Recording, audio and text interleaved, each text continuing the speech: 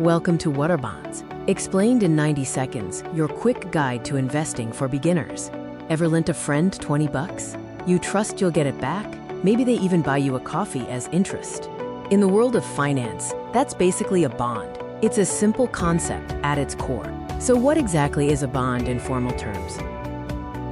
A bond is simply a loan made by an investor to a borrower, who could be a company or a government. When you buy a bond, you're essentially lending them your money. In return, they promise two things. Let's look at the key components of this loan agreement.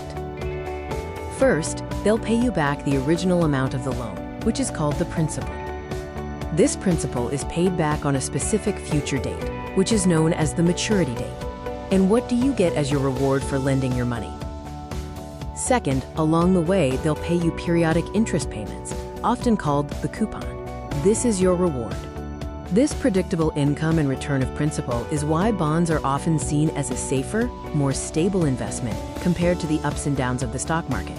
In short, let's recap what a bond is. A bond is an IOU. You lend money, you get paid interest for a set time, and then you get your original money back. And that's bonds explained in under 90 seconds. If this helped, hit that like button and subscribe for more simple finance tips.